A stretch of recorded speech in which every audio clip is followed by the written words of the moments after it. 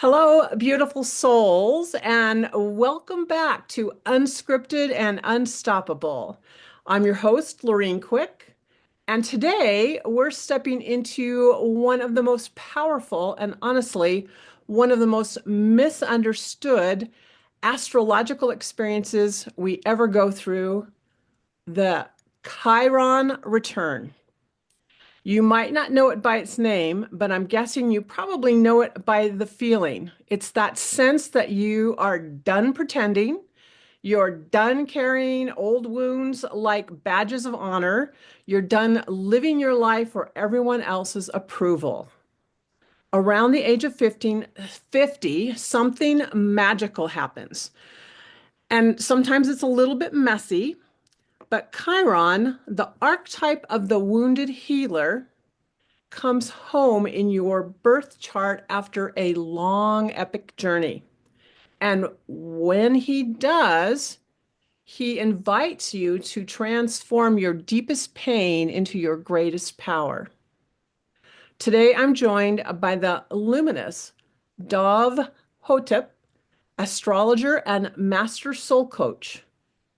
And we're going to explore Chiron and how Chiron shapes your story, why midlife is such a profound portal for healing for you, and how you can step more fully into the freedom that's been waiting for you all along.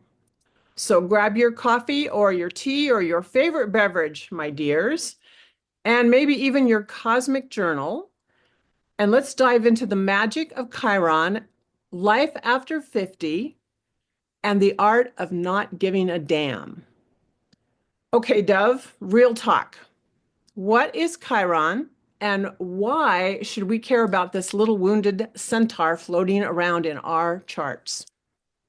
Yeah, it's really great to be here with you, Lorraine. I really appreciate you having me on, and thank you so much for that lovely introduction.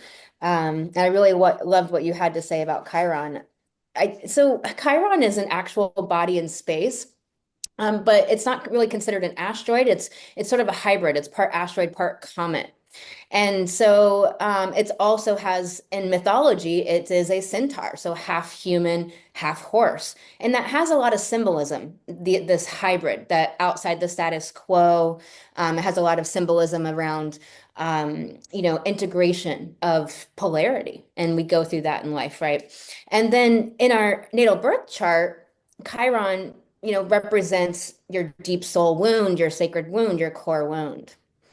That thing that's like the zit on your nose your whole life that you're very preoccupied with.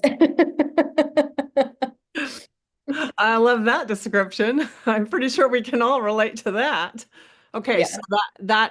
that Chiron is that thing that we will, as we're born, we grow into and evolve and experience and work with or attempt to work with to heal And ourselves. that's what we want to do. And there's, some interesting threads we could go into there. It's often the thing that makes us feel like an outcast or feel different from others or alienated from others. It's some sort of wound. And yes, it definitely happens in childhood, but it could be, past life wounds carried in. It could be wounds from our family. It could be deep subconscious material, shadow, and so on. You But mean it is really, go ahead. I was going to say, you mean so I'm not the only one that feels like I'm an outcast? Right. Oh my gosh. Okay. This is going to be deep. Then I have this funny feeling. Well, Yes. well, you've said that Chiron is the wound and also the hole maker. Um, Yeah. So this is a way that an astrologer said it years ago, Zane Stein. And I really like that way of putting it, that it's your homemaker, because it's meant to be, we're meant to become masters, because the mythology of Chiron was that he was very masterful at all of these different fields of study or engagement. He was deeply medicine person and a shaman and a healer and even doing surgery and holistic medicine, herbalism, but archery, hunting, also very much in ethics and integrity. That was really of high importance. Justice, egalitarian type of ways of being, very, very important. Whereas the other centaurs were not very humane and were very violent and um, and that sort of way of being very depraved and dark, right? And so he was different, and he also trained heroes. Right. So that's how the mythology goes, that he was very skilled, this jack of all trades, and also just very benevolent, loving, kind of the heart of Mhm. justice, of humanity, and so on. And then he gets mortally wounded with an arrow dipped in poison from the Hydra, which he's immortal. And so he has to live with this mortal wound. And so that's the mythology, that we have this wound that we have inside of us, but we can't get rid of it. And what the lesson, what the understanding is that's what shadow work is, right? That's what going deep within, down and in, to be able to go through. Most people have this idea that our wounds, our problems are in the way of our real life when they're really the path. And I think that, the programs in our overculture teaches that life's about status and money and power and, the possessions and the achievements and all of that. But those things are just not merely, but exquisitely the vehicle for our evolution. Life's really about our growth and evolution of the soul. I totally agree that I have always believed that we are on this planet to expand and to grow and to learn. And that we also have a responsibility to help others. And in any way we can facilitate their own growth, right? And not grow for them, but at least help them, encourage them, inspire them to grow. But this is really Agreed. interesting to me in the sense that most of the time in my life, what I've tried to do is run away from whatever is problematic. Like it's messy, it's ugly, I don't like it, I feel horrible. So I'm just gonna pretend it doesn't exist, and I'm gonna go over here and do something fun and exciting. And what you're telling me is, oh, wait a minute, Lorene, um, stop running away. Start looking into what it is that ugliness is, that messiness is, because this is the most powerful lesson of your life. And And I would say less, I love how you're saying that. Yes, exactly, okay, definitely. But I would say not just one lesson, it's many things, okay. because our Chiron is in a sign and it's in a house. And the signs in astrology, most people are familiar with from reading the newspaper or, the magazines, where they look at their sign or their sun. That's where the sun was when you were born. And so your sign.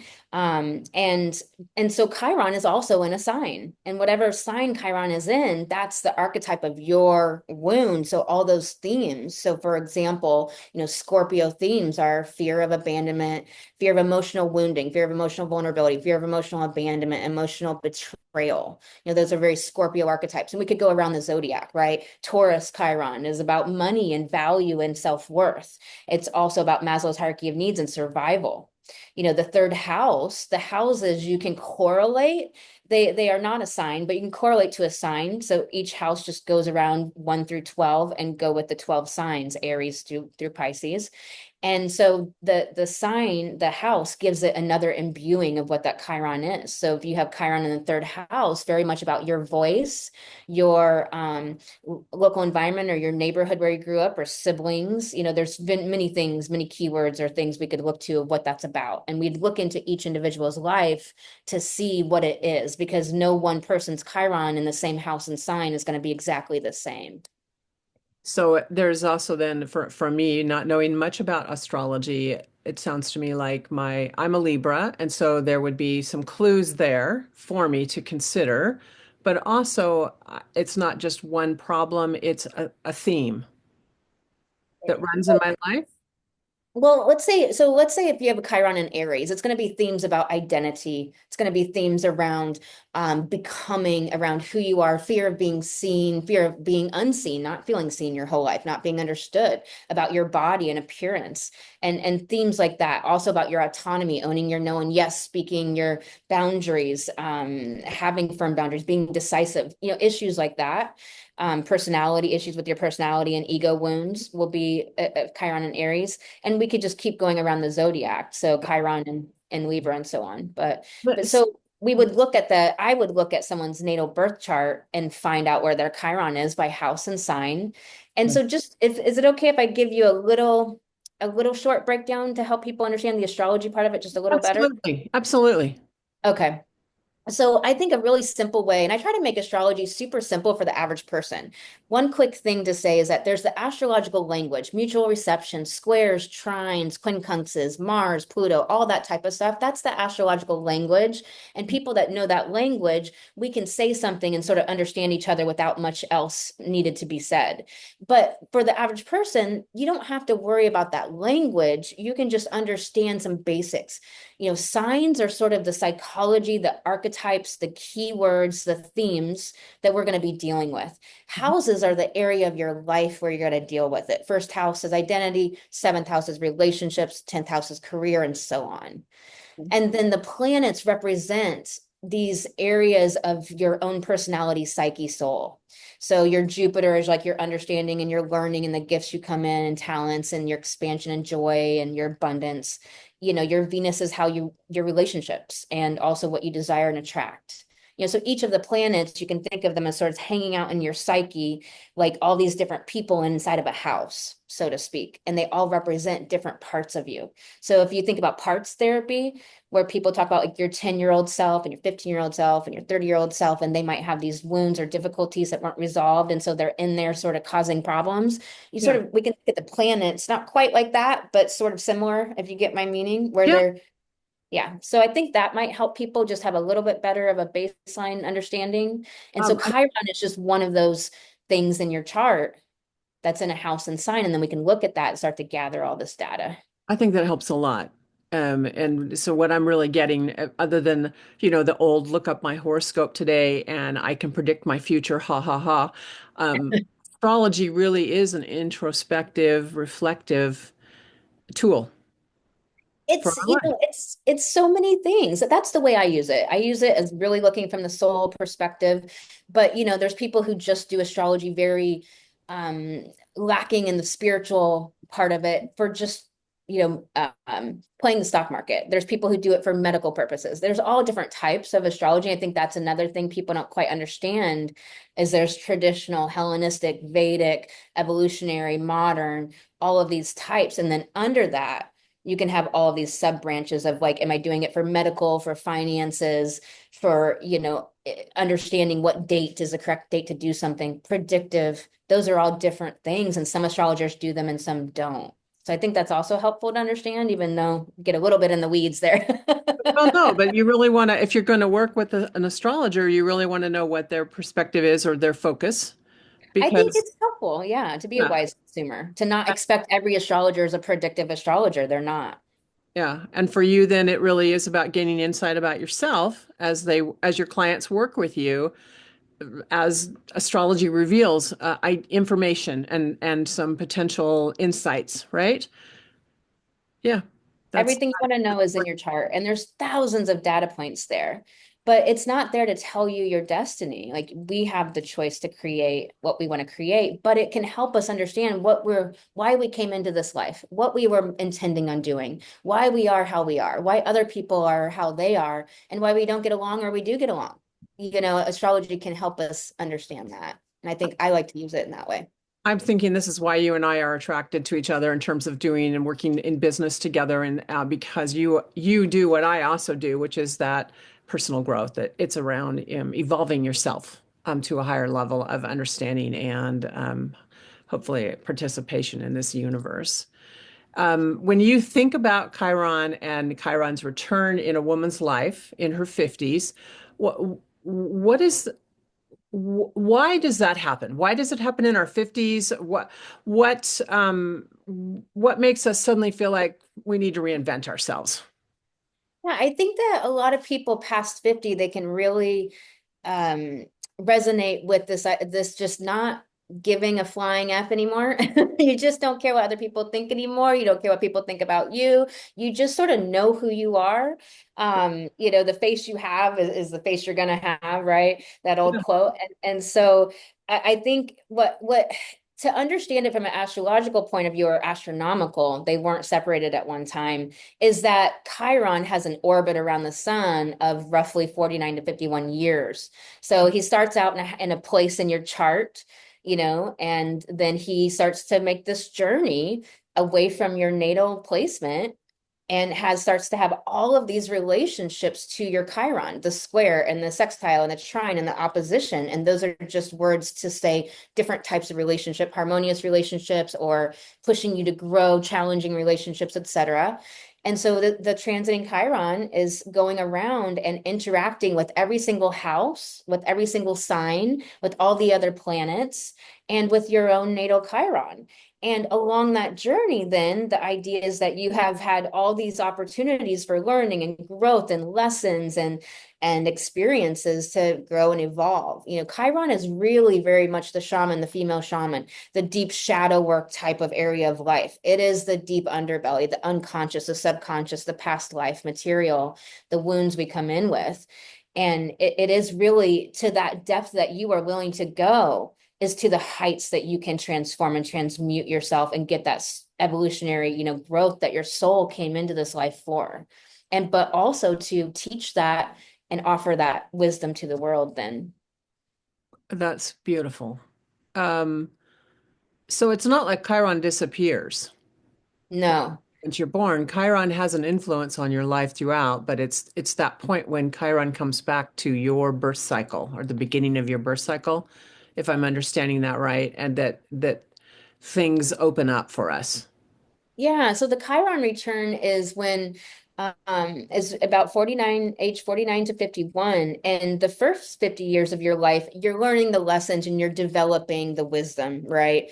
And then after 50, when you hit that Chiron return, for it depends, it's not going to be for everyone that they've learned the lessons, if they didn't have self-awareness, if they didn't deal with the stuff, if they didn't do the inner journey. And so many people don't because of our way of our world, right? We're taught to suppress our emotions in this culture, Mhm. all of that. So, many people won't have had that true gaining of the wisdom and resolution of all those wounds because they didn't do that work, but others will. And so they get to the other side, they get to their Chiron return, and it's just like those old problems, they don't bother them anymore. Now they're living the wisdom of it. Now they can be the teacher because Chiron was the teacher and he was a master teacher and mentor and mentored heroes, right? And so there's a little bit of the heroine or hero's journey. I personally think the hero's journey is the masculine, the heroine's journey is the feminine, and the heroine's journey goes down and in and deals with all the inner world. And the masculine is the Mhm. hero's journey goes out into the world and gets acted upon by the external forces, which of course make you, it provokes the internal issues. And so they work harmoniously together, I personally believe. And so Chiron is so much that. Wow. Wow. So have you had a Chiron return? And could you share a little bit about that if you have? Yeah, no, I've worked with many women who have, and I'll be 44 in a few days here. And so I have been noticing and looking at my Chiron story and it's very my Chiron is conjunct my sun. So I have a Chironic sun, meaning that like whatever planet is hanging out with your sun, you are so much that is so much part of your life purpose, so much imbuing in what your life's going to be about. So you can say I'm a female shaman. I do the deep inner work with my clients to help them resolve and heal the shadow, the pain, loss, and challenge, the issues we go through that we never resolve and then become a blocker obstacle later, and the past life wounds and so forth. So, as a coach, I use the astrology throughout the coaching container and to work with the methods and tools to help people to resolve these issues. And so for me, Chiron's been a big part of my life, my whole life, in a different way because it's so close to my son. I'm meant to be this teacher of empowerment, the empowerment that is gained from facing your stuff. When we go through the transformation of going through that issue and really facing it, there's a transformation on the other side. There's a transformation of feeling an emotion all the way through and releasing that emotion. There's a transformation and there's wisdom. There's an alchemization that happens. And so that's what I help my clients to do is I often think of myself as a alchemical initiator, of helping them alchemize the shadow and the pain, loss, and challenge and all those things for their highest empowerment. And I know empowerment's a watered down word, but if you think of the opposite as victim or disempowered in some way, we all have pockets of disempowerment in our psyche that we often don't realize are there. Hmm. And so I've been looking at my own Chiron story and I can see so many things finalizing because Chiron is getting so close to my natal Chiron. It's not really making a whole lot of aspects anymore, and it'll be there in 2031. I'll have my Chiron return. So Pretty exciting. I think to my own life, and what I would say is my 50s was one of the hardest decades of my life. And I mean, when I think about Chiron, what I remember, what pops into my head really is that when I turned 60, I woke up that day and it was like, that's it. I am done. I am done with all of that. I'm not waiting anymore for anybody. I'm not listening to everyone tell me how right I am or how wrong I am or nothing. It was just like a switch went off in me and I was finished. And when I listened to you share about this Chiron and these ideas, I think I was dealing with Chiron for the that whole entire decade, yeah, basically healing and going through all kinds of stuff that was ugly, was messy. It was very hard for me. And now I feel like I reap the rewards. I reap the rewards of that by living my life on my terms and in my way. So even though it's at the 50, 49, 50, 51 kind of area, it's not like that's when you have the light bulb moment necessarily.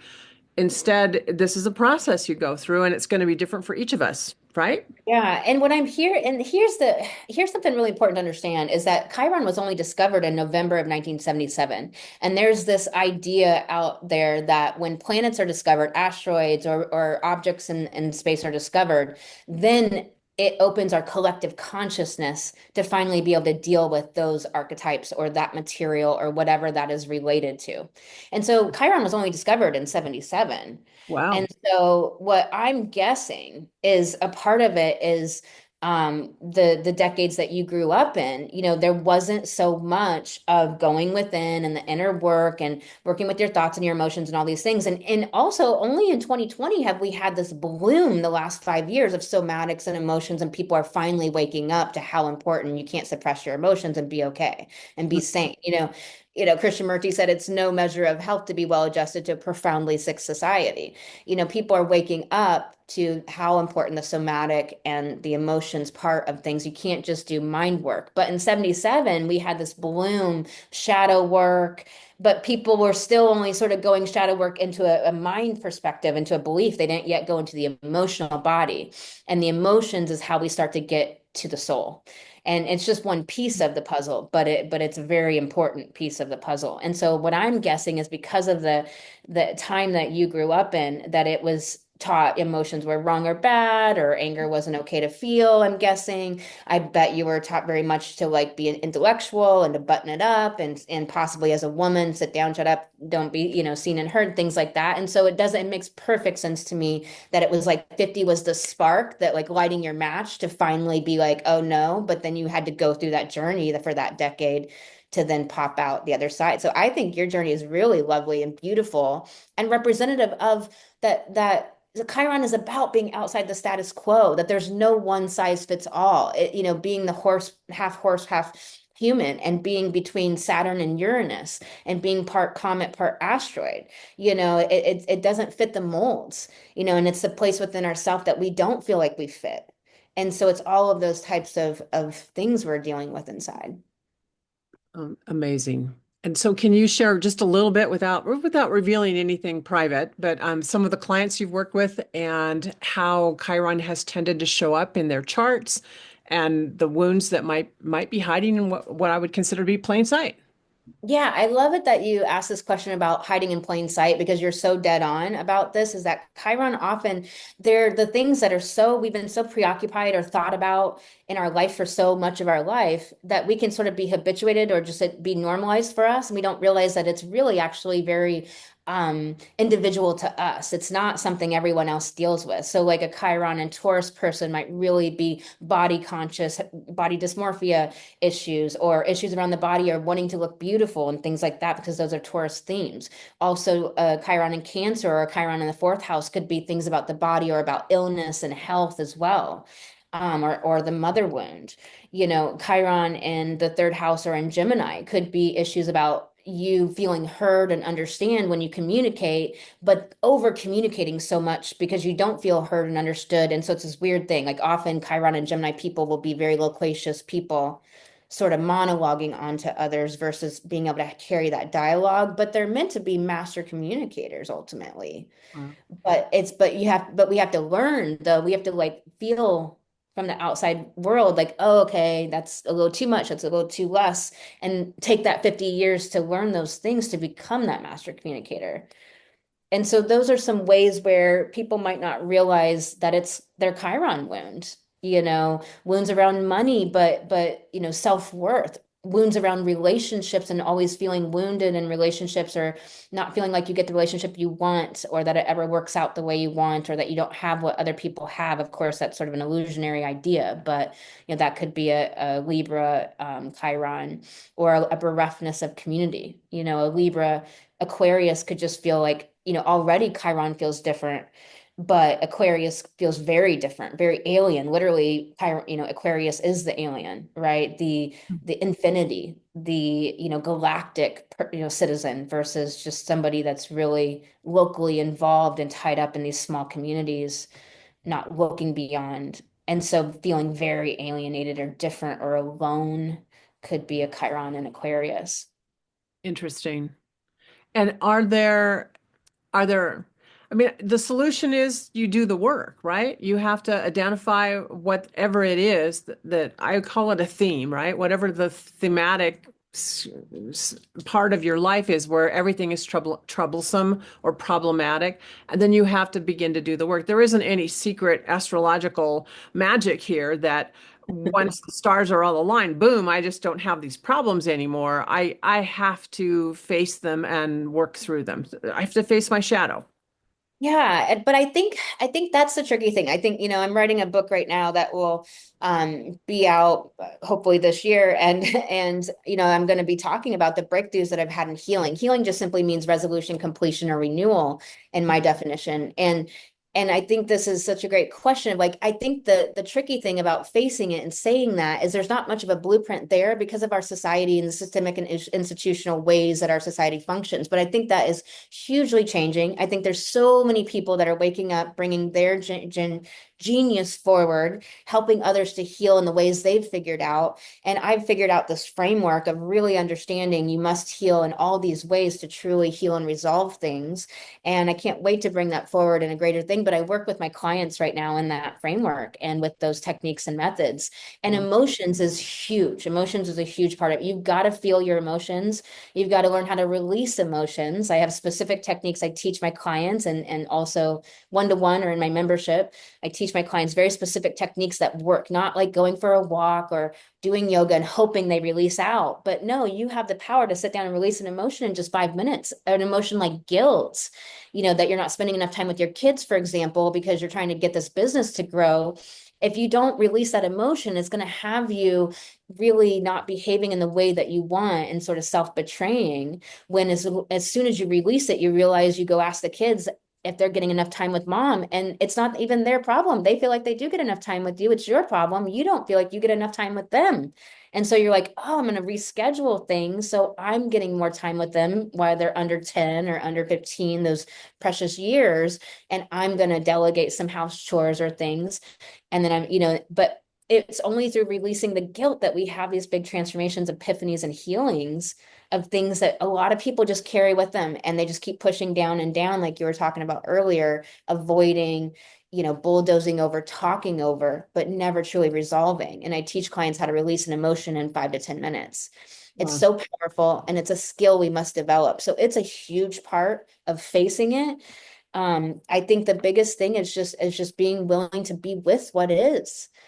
And another thing that's so important is, how we narrate the wound is half the, how we narrate the injury is half the wound. Absolutely. And so we have to tell better stories. Like we can be wounded, we can be abused. Somebody could do something really horrible and dark to us, but we're the only ones that are going to be able to ultimately heal from that thing, no matter how wrong and vile it was. And so ultimately we have to tell a better story about it. Dove, when you say that, it really clicks for me because I'm always amazed at how much storytelling I do in my own life. But when I work with my clients, they do the same. If we don't have a definitive answer about someone's behavior, including our own, we make up a story. And most of the time, honestly, when we're talking about ourselves, we are not always the hero, right? We are often the victim.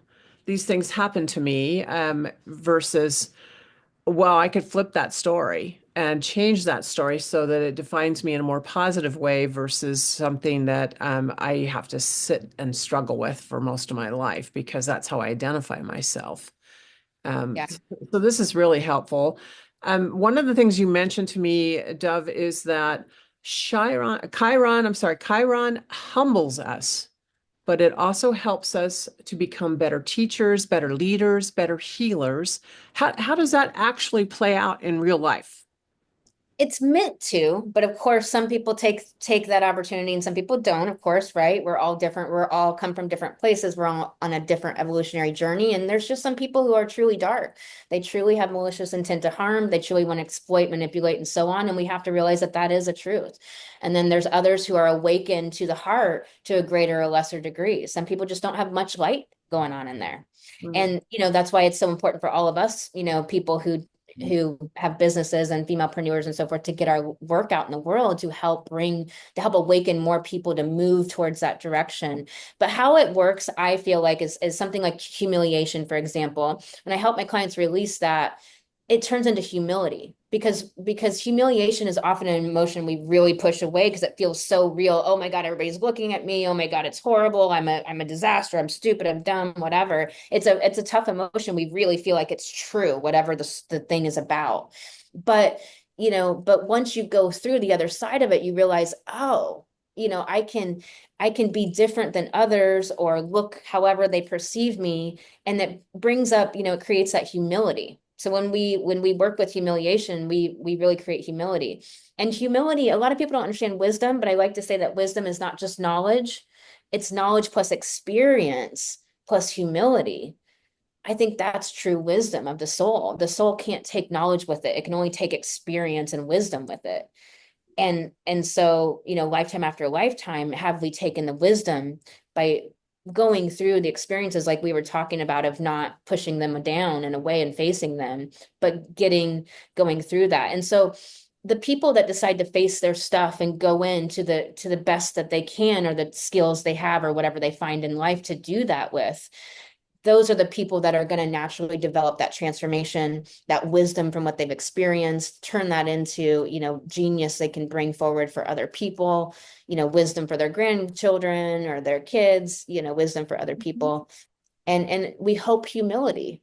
We hope that we need more humility in this world. It's the lack of humility that creates narcissists, psychopaths, and sociopaths, people that do not care about other humans. We need more empathy and humility. And to, have empathy, we must have humility. We must be able to understand our own foibles and wounding without it being a problem. I think of that, when we talk about this in terms of women in business, but we also, you mentioned like what you do for your children or for your grandchildren. So going through this process, you become an example for other people. And I also believe we radiate an energy force, and that when we are operating from a place of humility and wisdom, our energy is very different than when we're operating from a zone of fear, for example, and that actually really does change other people.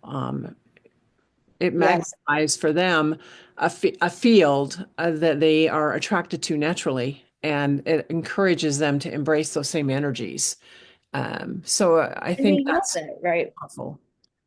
And we know that, right? So many of the spiritual teachings, Celestine prophecy and Madame Blavatsky's work, and just so many of the spiritual teachings out there across the different teachings, across the different um, wisdoms and teachings and traditions say that same exact thing, what you're saying, very Neptunian thing of this higher thing that we can help bump people above the line in their vibration and in their, state of being, and others can do that for us. And I think most of us probably experience that. Somebody comes along, we're in a tough mood, and they just bump us up, and we feel better, and we feel lighter, and we feel like something has just shifted, or we do that for somebody else.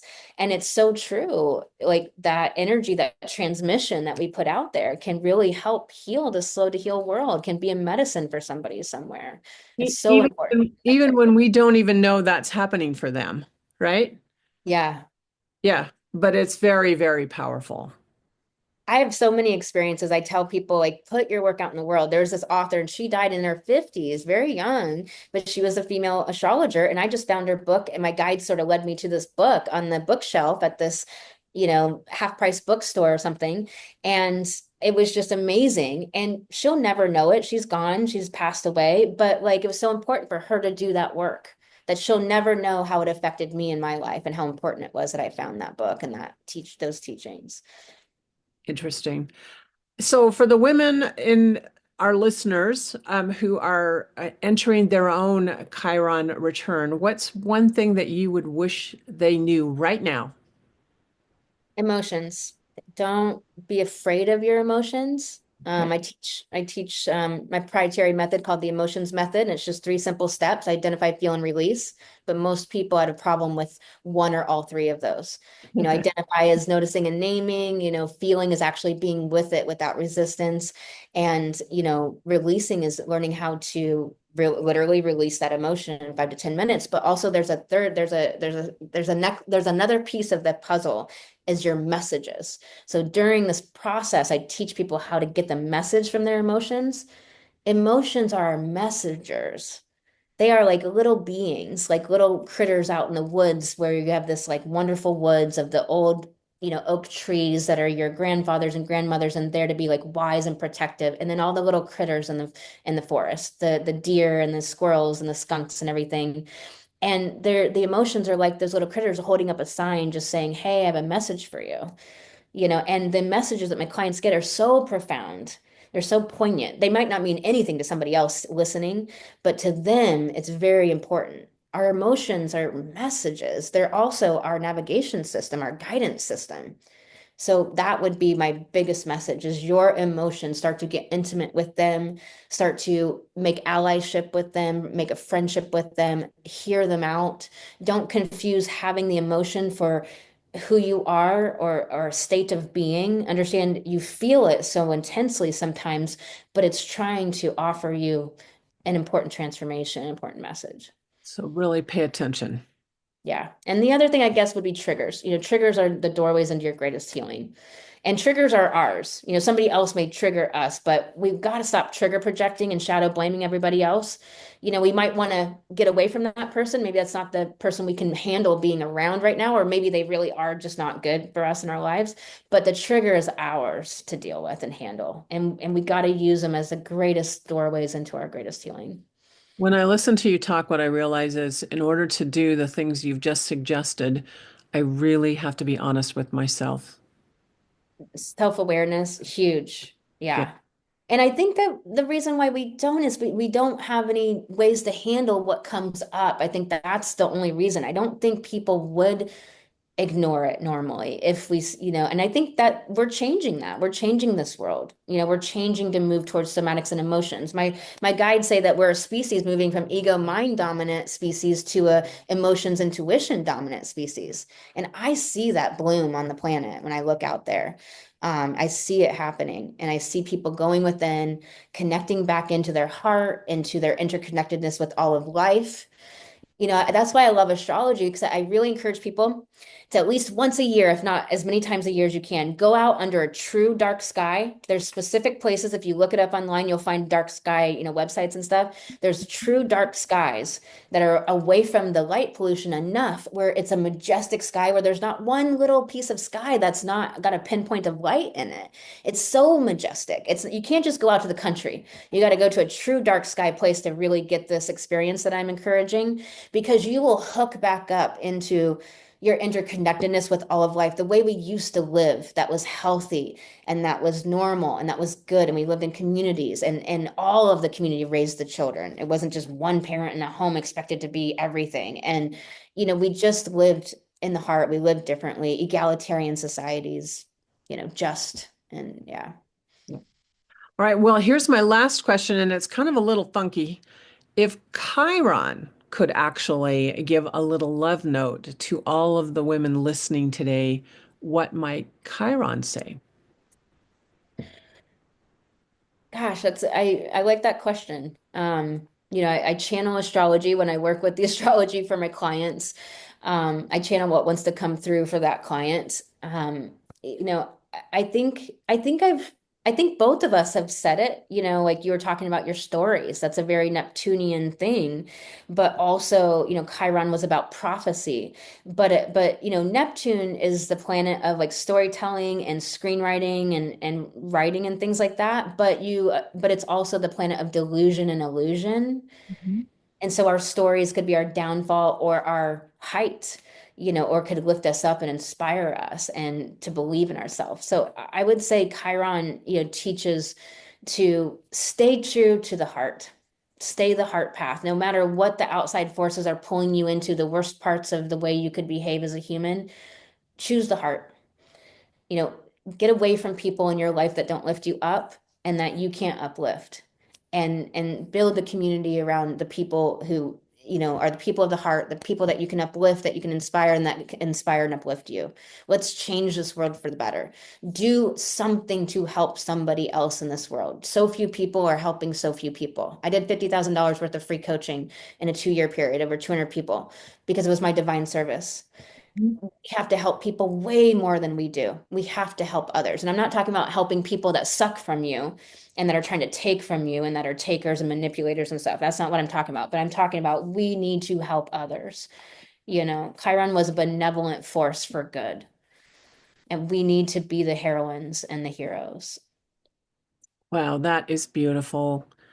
Dove, I want to thank you. Thank you for sharing your wisdom today, bringing your heart into our conversation, and reminding us that our wounds are not mistakes, they're maps. They're ways for us to heal and to grow and expand. And what I will tell all my listeners is if you would like to connect with Dove, learn more about your own Chiron story, or just soak in more of her magic, you'll find all of her contact links in today's show notes. But also, before you go, my dear listeners, I want to leave you with just a little something to reflect on. And that is this question: what is one wound or story that you are ready to stop carrying and start transforming? Maybe it's a belief about yourself, maybe it's an old fear, maybe it's just the permission to start fresh. But if you are feeling that call, that nudge towards healing, I would deeply, with all my heart, encourage you to act on that. It could be reaching out to Dove and chatting and talking with her about how you might work together. It could be having a conversation with an old friend or someone you love deeply. Whatever the answer to the question is, but what I encourage you today to do is to act on that calling, that feeling, because as Chiron teaches us, your pain is not the end of your story, it's the beginning of your brilliance. Thank you all for being here with us today. And until next time, please keep going, keep growing, keep trusting that wisdom inside yourselves. You are worth every bit of that. And And again, Lorraine, go ahead, go ahead. do you mind if I just share my link for them to go connect with me if they feel like they want to? Please do. If people want to book a astrology reading to work with me on their Chiron, you can go to lightgoddess.com and just click the astrology. So it's lightgoddess.com. Okay. And again, that will be in the show notes as well. This has been a deeply profound conversation for me. It's got me thinking all kinds of thoughts, and who knows where that will lead me and take me, but I hope it was the same for my listeners as well. You all have a great day, and thank you so very, very much.